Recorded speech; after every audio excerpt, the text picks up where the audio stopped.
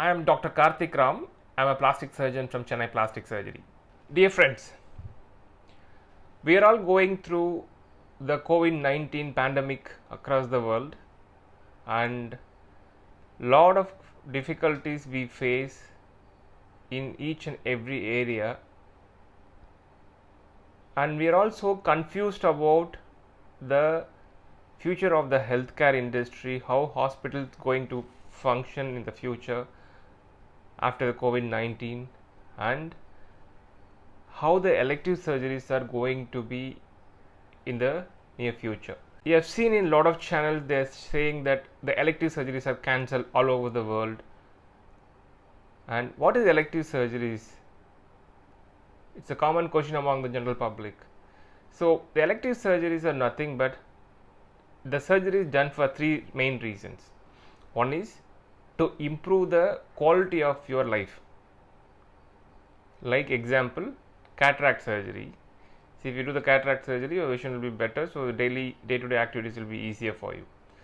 Second, like the hip replacement, knee replacement, these kind of orthopedic surgeries, where because of that you struggle to walk, you have issues. After surgery, it's better. So this is to improve the quality of the life. Second set comes, which is to increase the life expectancy. Say example, doing a cardiac surgeries like angioplasties, which prevent the further heart attack, so it increases your life expectancy. Same with the cancer surgeries. When you operate on a cancer, his life expectancy will be prolonged. Third thing comes, what I do, it's called cosmetic surgeries to increase the self-esteem of the patient.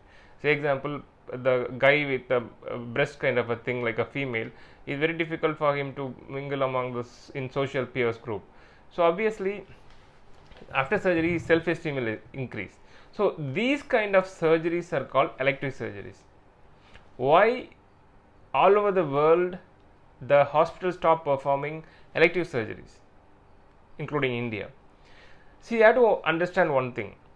When we do elective surgeries, we put you into trouble and we into trouble and whole community into trouble. Understand this. So say example, if I want you to undergo elective surgeries, what are the things I do? I'll send you to the hospitals first or the labs for testing the preoperative blood test and the ECG, chest x-rays and all. So the labs, obviously difficult to maintain the social distancing. Same time, there are a lot of patients with fever and other ailments come for the checkup. Might be the COVID-19 or coronavirus patient might be sitting next to you, or the lab might be testing for the coronavirus. Obviously, chances of getting the infection to you is high. Then you go and meet an anesthetist. There also you go to a hospital to meet him. Obviously, the hospitals are the worst place to go at this stage, because lot of hospitals deal with coronavirus patient knowingly, sometimes unknowingly, when there is a asymptomatic people. So the hospitals are the worst place to go now. So pre-anesthetic checkup is a risky thing. And the surgery wise, if you come to the surgical theatre, you get admitted in the hospital, then the surgery, everywhere you will be doing things in the hospital setting. Not only you, your attender, everybody will be in trouble. The surgical theatres and the ICU settings are places where if there is a already operated on a coronavirus patient, already coronavirus patient is inside the ICU, the chances of the viral load will be so high. So the chances of getting the infection is extremely high if you are undergoing a surgery in that atmosphere. So obviously, in your perspective, it is very, very wrong to ask for elective surgeries, and going for the elective surgeries, obviously you will be in trouble. Second thing, as a doctor, if you think about this epidemic, what is happening? Why it is happening? In ICU setting and the theatre setting, the viral load will be very high. If you are is a common public, you contacted with the other person, that is different. The viral load is less in that setting. So mild inflammatory reactions and body will react where you get the immunity. Here the viral load, the ICU settings and that theater settings, what happens is operation theater settings, what happens is the viral load is very high. Because of the excess viral load, there is something called cytokine storm happens. That means the body's immune reactions are so severe against the virus, so inflammation goes all over the body, happens all over the body, so the lungs get damaged easily. So if you see lot of the younger deaths happen among the medical professionals only, paramedical staffs or the doctors working in the ICU setup, they only, if you see a lot of that younger age deaths, less than 40 years deaths, are these people only. Understand this, why it is happening there. When will the hospital start performing the elective surgeries? It's a huge task given to the healthcare systems and the government. First thing, we need to form multiple committees to decide about it in multiple levels. First committee have to assess the statistics in the local area, in the sense your city, how many new cases are detected, whether the numbers are coming down or numbers are increasing.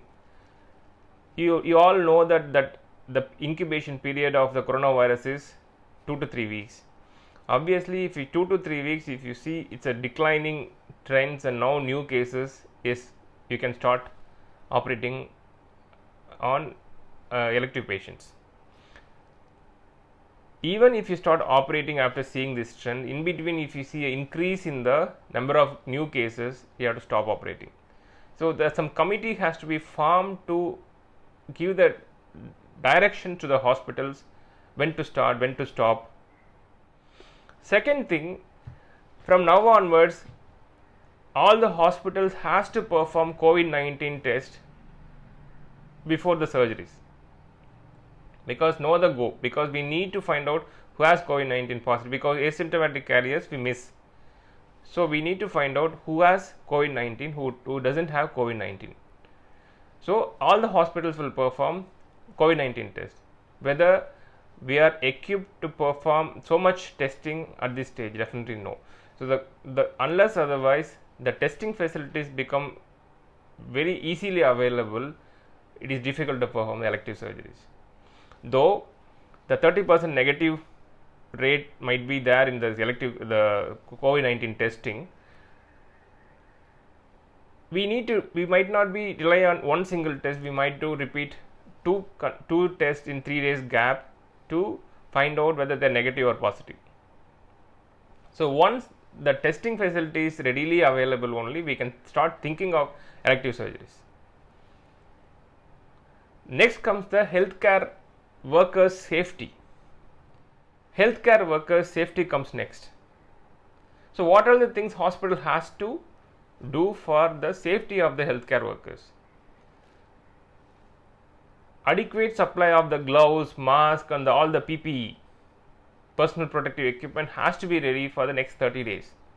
All the emergency medicines, all the anesthesia medicines has to be available for next 30 days. Are we stocked it adequately to prevent the healthcare professionals for getting the disease?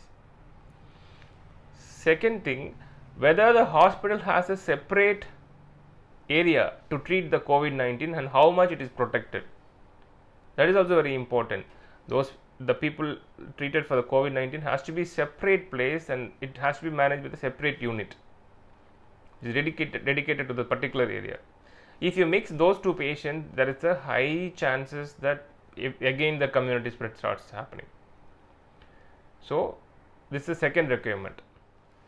And third thing is education for all the doctors and the paramedical staffs about how to manage this situation, because none of the hospitals or doctors or paramedical staffs are gone through this kind of a situation. So it's a hospital administration's duty to make sure that they understand the principles properly. So each and every area, pre-operative, when they're going for the labs, what all the precautions has to be followed by the patient as well as the lab personnel, and when they are coming for the admission, how they have to be treated. See, we have to treat each and every patient as a COVID-19 positive patient, then only it is easier. Otherwise, during the admission, what all the things has to be done, when the shifting, how it has to be shifted, in the theater, what is the protocol to prevent. So the intubation is the extremely, that when they're giving anesthesia, they put a tube inside the mouth. So that is extremely dangerous thing in this scenario, because chance of getting the infection is very high. So whether anesthetist is well equipped to manage this, all those things are very important during surgery. Post surgery, how we are going to clean the OT in between the cases. Are we going to take continuously the cases, or we need to give a gap? All those things has to be discussed, and protocol has to come in place before they start planning the elective surgeries. And post surgery also, how they are going to manage, whether we are going to do the testing after the surgery also, because post surgery there is a chance that they might get lung infections or a fever, other very common symptoms after surgery. How we are going to manage this? All these things has to be put into protocol, and hospital has to instruct the employees and the doctors and the paramedical staffs about this. Then only we can safely do the elective surgeries. So we all start operating soon and help the community. Thanks for the doctor stories for inviting me for this. Thank you for the patient listening.